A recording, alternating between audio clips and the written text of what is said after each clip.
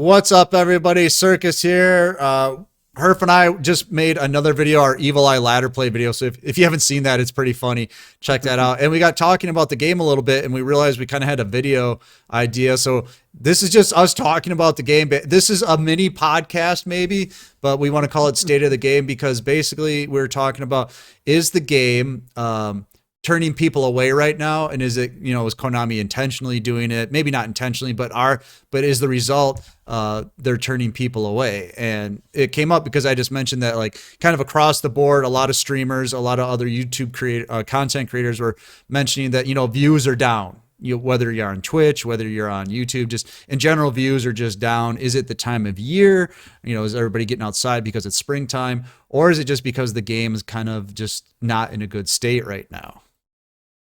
Yeah, so like our central observation is that the game is less enticing to people, and kind of the point that I brought up is that if you look around it, there is not any good tiered deck that you can build free to play with any kind of time, sensitivity, right? So if you like, people used to reset their accounts or like make new accounts like every month, and then they would just buy the new best deck off of all of gems, right? So like Shiranui, right? Like when Shiranui came out, or like back in Vampire meta, people would have a full Vampire deck like in a few days, right? Which is like, you cannot, like, look at Dark Lords or Water or any deck like that. You cannot build a deck quickly free to play anymore. Right. So we're saying that's a little disheartening, right? Because like you join the game, and either your options is to play something that's like a year old, like Magnets or Triamids, which are good decks. Don't get me wrong. Don't hate on us for saying that, but you're not playing the latest and greatest. And if you want to, you have to pay money through a structured deck, or you have to spend a lot of time grinding it out. Yeah. So I think that it essentially shrinks the amount of people that are able to care about the game in the respect that we do, right? Because somebody like myself or Circus, we buy newer decks, we invest time and money into the game, and we reap the payout for it. But somebody who's, albeit like less invested and wants to just be able to play a good deck, they see a streamer or a YouTuber playing it, they want to play that deck, and then they say, how do I get it? Well, yeah, when they hear play the game for 4 years. Yeah, when they hear the price tag that comes along with it, they might be like, what the hell? For digital cardboard? Right. No, I'm not going to do that. Yeah. And then they just say, okay, Duel Links is pay to win, and then they care about something else. I mean, there's a lot of different...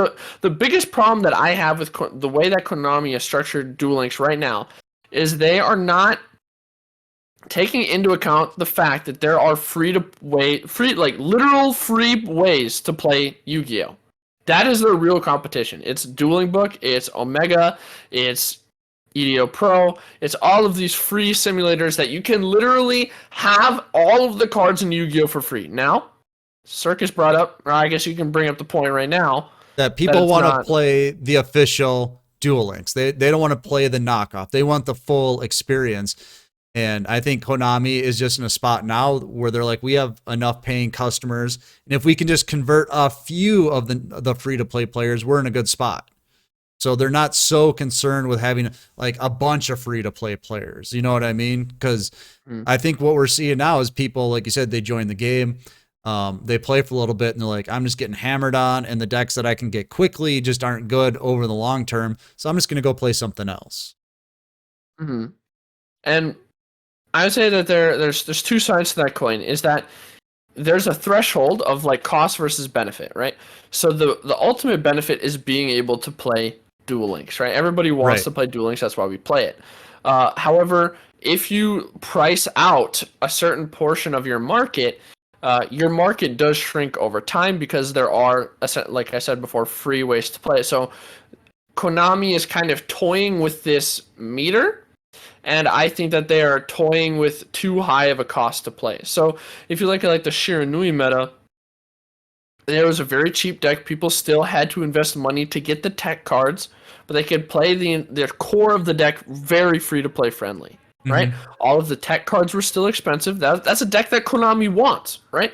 Because you can still feel like you're playing the deck that you saw on YouTube, but if you want all of it, you have to pay a little bit, and that is just fundamentally gone at the moment.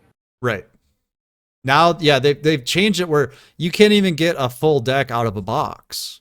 You know what I mean? Yeah. Like a good deck out of one box, maybe a couple boxes. Now you have to go into a structure deck. And someone said to me, well, structure decks are technically free to play because you can use dream tickets to get the cards you don't have. And I'm just like, that's such a bad scenario when you're And it takes doing like a year, okay? Because right. they give like 3 per year, okay? Right, right. So you're telling me you want to wait an entire year in order to play, or okay, 9 months because you can buy one copy free with gems. Right, You want to right. wait 9 months to build a technically free to play deck that's good for 6 months. Right. And that's the problem is just things aren't accessible. But I'm guessing Konami's doing it because it's working right now. And is it just short-term gain, or is it, long-term going to be good for the game itself? Or is it to the point right now where they're like, hey, we got a new game coming out. We don't really care, you know? Yeah, and I don't know. I'm not saying that's what they're saying. Is just yeah. I don't know. And to attempt to like circle it back to our perspective is that Konami, if you look at it, Konami should care about content creators. Every other game cares about content creators because what are we? We are basically free advertising for Konami. Yes. With some respect. Yep. I mean, we play their game, we say what's good, and we essentially tell you to buy into the game. We're hype men. We literally do all of Konami's marketing essentially for them. For free. We don't get anything from them. So we are not Konami sponsored. Konami does have some sponsored content creators. I don't think in Duel Links though. It's only TCG. But ultimately, so they should care about us. They should give us something to sell to people. And I guess, and they're not doing that. Well, right, and I guess where that ties in is most of the people on Twitch are more hardcore fans. They're part of the Twitch scene is more of the competitive community. It's where all the tournaments happen, the competitive leagues. So we're not really hurting as much on Twitch, but YouTube is a more casual audience, a much broader audience. And those people are brought in by those really cool videos that I like, don't get me wrong, but like the clickbait videos where you see a meme deck or some guy cheesing out 23 wins in a row or something like that on the ladder. And that's what brings people in on YouTube. It's a much broader audience, but those people tend to be more casual. So if you're more casual and you see a deck and like Herb said, you can't get that deck or it's going to take too long, you just don't care anymore and you just move on to something else. And I guess that's our big point here, right? Yep. Is that they're alienating the casual fans, which is hurting indirectly the content creators, which will survive. Don't get us wrong. It's just, when we look at it is like, what's going on? It just sucks. It's like, dude, we're literally trying to do your job for you and you're giving us nothing. Right. Give us something to be excited about. Yeah, exactly. Took the words out of my mouth. But exactly.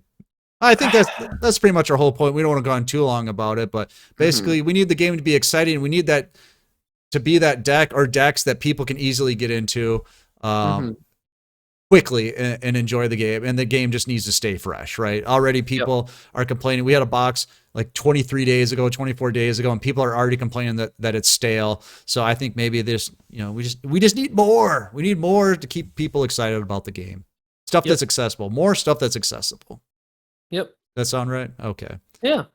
Now that we got that rant out of the way, Herf, we're going to get out of here. You should get in our Discord and you can complain about things in there. It's free. The tournaments are free. The new player help is free.